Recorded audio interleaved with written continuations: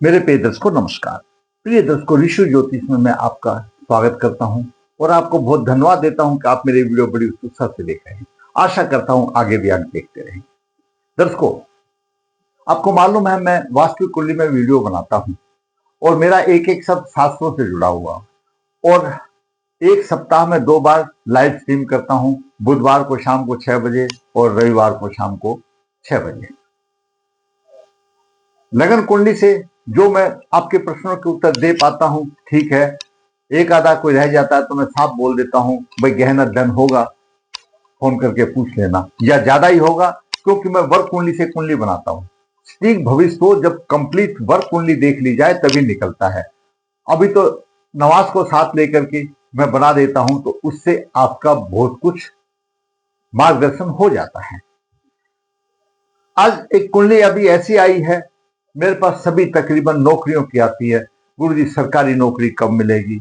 मेरा तो जीवन ऐसा लगता है जैसे रुक गया, थम गया, मैं पता नहीं किस लिए पैदा हुआ हूं। तो इस तरह की बातें आती हैं, परेशान हो जाते हैं लड़के, नौकरी नहीं मिलती है। अभिभावक ने पहले तो सोचा नहीं, जब बचपन में था, जब माता पिता ने नहीं सोचा। और ये वैदिक ज्योतिष में पूजा करो, ये करो, तो एकदम कोई इंजेक्शन जैसा काम नहीं करता, अखलिया लगा दिया और हो गया। और फिर आपके कर्म हैं, सबसे बड़ी बात तो आप जो कर्म करके आए हैं वो आपको भोगने पड़ेंगे। उनका उपाय शास्त्रों में दिया हुआ है, वो मर्जी है विधाता की आपके उपाय से संतुष्ट हो या ना हो। मैं हमेशा बताता हूं, लगन का भाव है, स्वयं लगन स्वयं का प्रतीक है, अपने आप का प्रतीक है, स्वयं का प्रतीक है। द्वितीय भाव धन का, तृतीय पराक्रम का, चौथा भाव घरेलू सुखों का, पंचम भाव शिक्षा बुद्धि और संतान का है, छठा भाव रोग शत्रु का भी है, तो सेवा का भी है और संघर्ष का भी है। सप्तम भाव जीवन साथी का है, व्यापार का सप्तम भाव का है। प्रतिष्ठा दशम से मिलेगी, दीर्घकालीन कष्ट आयु। और नवम भाव भाग्य भाव है, यह है असली दशम भाव। बच्चा यहां पैदा हुआ, लगन में कौन से पैदा हुआ, यहां पर शिक्षा ली, हाई एजुकेशन ली, शादी भी की है, और यह है असली चीज तो कर्म भाव। यहां से अगर जिसका कर्म भाव ठीक है उसको प्रतिष्ठा मिलती है, और जिसका ठीक नहीं है तो संघर्ष में कुंडली बन जाती है, बड़ी परेशानी आती है। और ये आमदनी का भाव है, यहां पर हम काम करेंगे, यहां हमको इस काम का हमको फल यहां मिलेगा, आमदनी का भी मिलेगा। अगर आदमी का काम आमदनी का भाव ठीक ना हो तो हम परिश्रम करते रहेंगे, हमको ना के बराबर लाभ मिलेगा, वो भी जरूरी है। और तीर्थ भाव, द्वादश भाव सेवा सुख का भाव है, अपने जीवन साथी के साथ 2 पल मधुर विचारने का भी भाव, गुजारने का भी भाव है, खर्च का भी भाव है, दंड का भी भाव है, विदेश का भी भाव है। आज सबसे ज्यादा अभी परेशानी आ रही है लोगों को इस दशम भाव की, व्यवसाय में प्रतिष्ठा नहीं। जैसे कर्म लेकर के आया भाई वैसे फल मिलेंगे, कर्म भोग है। अभी लाइव स्ट्रीम में मैंने एक दर्शक को 9 नवंबर को डिसीजन दे दिया था कि उसके लगन में राहु और 5-6 ग्रह सप्तम भाव में बैठे सारे पीड़ित हैं, कैसे व्यवसाय चलेगा। फिर कोई मतलब नहीं है उन बातों का। आप उपाय कीजिए, आपको बता दिया भाई पितृदोष है, आपको कर्म भोग भोगना पड़ेगा, चले जाइए भोलेनाथ की शरण में, कोई और दूसरा उपाय नहीं है, किसी ज्योतिषी या किसी पंडित जी के बस में बात नहीं है। मार्गदर्शन कर सकता है, भाई ऐसा तेरी कुंडली में परेशानी होगी, धन की हानि होगी। अब कोई भी लगन कुंडली हो, जैसे मैंने आपको बताया कि लगन लगने स्वयं का प्रतिनिधि करता है। अगर लगन का स्वामी नीच राशि में चला जाता है तो बहुत बड़ा पितृदोष हो जाता है। क्यों? लगन ही नीच राशि में हो गया, उसकी सोचने समझने की शक्ति नहीं। लगन एक बुद्धि का अंग है, लगन एक बुद्धि का घोतक है। जैसे मैंने कल परसों वीडियो में बताया था, बुद्धि को घोतक है, उसमें लगन लगने से भी आता है। लगन और लगने से अगर शुभ नहीं होंगे तो वो विचार नहीं कर सकता। ऐसा जातक स्वतंत्र रूप से काम नहीं कर सकता, उसको सुपरवाइजर की उसके ऊपर उसको काम को देख रेख करने के लिए और आदमी चाहिए, वो इतना सोच नहीं सकता, उतनी उसकी बुद्धि नहीं बनती है, समस्या आती है। दसवें से विश्वनाश में, और दसम भाव का स्वामी अगर विश्वनाश में चला जाए तो फिर उसको व्यवसाय कहां से मिलेगा? वो तो विश्वनाश में चलेगा, हानि हो जाएगी उसकी, तो कैसे व्यवसाय मिलेगा? हानि मतलब हैंड टू माउथ ही रहेगा, उसकी कोई प्रगति नहीं होगी, परिश्रम ज्यादा होगा, लाभ ना के बराबर होगा, धक्के खाएगा, संघर्ष में जीवन होगा। अगर क्यों हुआ? भाई पूर्व जन्म के आपके कर्म ऐसे हैं, पूर्व जन्म के कर्म ऐसे हैं। शास्त्र बिल्कुल सही बताता है कि आप अच्छे कर्म कीजिए, जो हम पिछले जन्म में कर्म करके आए हैं उनके प्रतिफल हम अभी भोग रहे हैं, चाहे अच्छा भोग रहे हैं या खराब भोग रहे हैं। और इस जन्म में जो कर रहे हैं, हम जब जाएंगे, आए भी तो खाली हाथ थे, जाएंगे भी खाली हाथ, सिर्फ हम कर्म ही साथ लेके जाएंगे। अच्छे कर्म कीजिए, ग्रहों के अनुसार कारक के कर्म कीजिए। सब पढ़े लिखे हैं, सब आपको यूट्यूब भी इतनी मदद करती है, आपको क्या नाम है, आप नेट में भी देख सकते हैं क्या क्या करें, सब चीज देख सकते हैं। आज कोई छिपी हुई नहीं है, आज ये ज्योतिष की विद्या कोई छिपी नहीं है, आज ये बिल्कुल उजागर है, पढ़े लिखे लोग देखते भी हैं। तो ये कर्म भाव है जिसका विनाशकारी और विनाशकारी नक्षत्र का प्रभाव आ जाए तो फिर कैसे समस्या पैदा होगी। आइए बात करते हैं कुंडली क्या कहती है। 10वें विष नवास में और नीच राशि में नौकरी में परेशानी, शुक्र बना विनाशकारी, सुख की आसानी।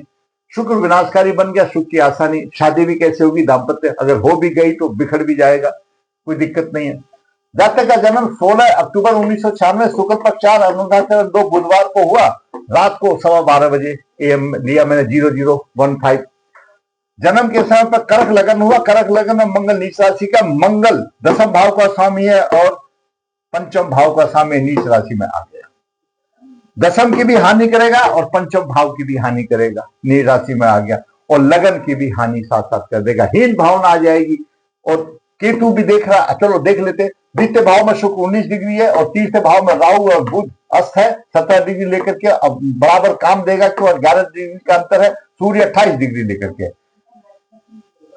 वृश्चिक 5वें भाव में वृश्चिक राशि, चंद्रमा नीच राशि में, अब लगन भी नीच राशि में आ गया और 10वें का और ये 5वें भाव का स्वामी नीच राशि में आ गया। पहले के बोलते थे भाई नीच भंग हो रहा, वो भी सहारा नहीं मिला। मंगल भी नीच राशि में और चंद्रमा भी नीच राशि में, सबसे बड़ी परेशानी आ गई। जब लग्नेश नीच राशि में यहां आ गया तो उसको शुद्ध बुद्ध तो कुछ है ही नहीं, वो सादा भोला भाला रहता है। शिक्षा प्राप्ति में भी बाधाएं आती है, उसको दिमाग बुद्धि थोड़ा सा कमजोर होता है और ऐसा जातक निश्चल प्रवृत्ति का, किसी को ठग नहीं सकता, दुनिया उसको ठग ले जाती है, उसको बेवकूफ बना देती है, तो उसमें बुद्धि कम आ जाती है। लग्नेश नीच राशि में 5वें भाव में, तो कोई भी होने दो, ये परेशानी आ जाती है। और लग्नेश हो गया फिर कैसे होगा। मंगल यहाँ अच्छा गुरु अपनी राशि में धनु राशि में है, दुर्भाग्य का प्रतीक होता है। भाग्य का स्वामी चला गया, रोगों शत्रुओं से लड़ता रहेगा, ज्ञान से लड़ता रहेगा, ये जरूर बात है। गुरुदेव जब छठे भाव में होते तो अपनी ज्ञान बुद्धि से लड़ते हैं, कोई मारपीट से नहीं लड़ते, लेकिन खर्चा अधिक कर देंगे और धन को कुटुंब को पालेंगे तो और धन की भी परेशानी आ जाएगी, ये भी बात हो गई। अभी 9 भाव में केतु भी आ गया, शनि भी आ गया, ये केतु पर शनि का भी प्रभाव आ गया, तो शनि की तीसरी दृष्टि यहां पर पड़ती है आमदनी के भाव पर। वित्त राशि है, आमदनी शनि कर रहा है, दे रहा है आमदनी, लेकिन केतु से पीड़ित आ गया। और उधर राहु बुध ये भी राहु से पीड़ित आ गए, तो ये भी पीड़ित हो गए, समस्या बात हो गई। तो अभी विष नवास में मंगल आ गया। जब सोचो विष नवास में मंगल आ गया, कुंडली में दर्शकों आप खुद देख सकते हैं, मैंने विष नवास और के वीडियो बनाए हुए हैं, पुष्कर नवास के बनाए हैं। आप अपनी कुंडली में किसी भी काम के लिए सबसे पहले देखो विष नवास में कौन सा ग्रह है, पुष्कर नवास में कौन सा ग्रह है, और आपके जन्म नक्षत्र से 22वें नक्षत्र का स्वामी कौन सा है।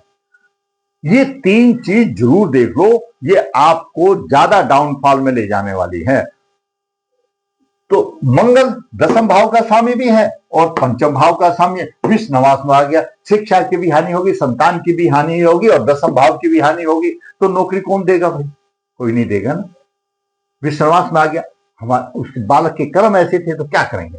पुष्कर नवास में चंद्रमा आ गया, शनि आ गया। अभी पुष्कर नवास में चंद्रमा आ गया, चंद्रमा लगन है, तो यहां नीच को तो भूल जाइए, लगन को बलिष्ठ मिल गई, पुष्कर नवास में आ गया, मिल गई। लेकिन मंगल तो ऐसा कैसा रह गया, कुछ नहीं बात बनी। आगे फिर चलते हैं बात। जन्म नक्षत्र अनुराधा है, 22वां नक्षत्र पूर्व फाल्गुनी है और शुक्र उसके स्वामी है, विनाशकारी बन गया। शुक्र ने पूरा समीकरण बिगाड़ दिया। शुक्र दाम्पत्य सुख देने वाला है, भोग विलास का कारक है, पुरुष जाति के लिए विवाह का कारक भी शुक्र है और शुक्र कुंडली में चतुर्थ भाव का स्वामी और एकादश भाव का स्वामी है। एकादश भाव आमदनी का भाव है और चतुर्थ भाव सुख का भाव है, और शुक्र यहां पर आ गया धन के भाव में। एकादश भाव का स्वामी शुक्र यहां आ गया धन के भाव में और सुख का ही भाव है, और शुक्र आ गया विनाशकारी, यहां पर धन की हानि विनाश करने के लिए हो गया। आमदनी बिल्कुल नहीं, और शनिदेव कितना भी कर लो, शुक्र विनाशकारी में आ गया तो आमदनी आएगी नहीं।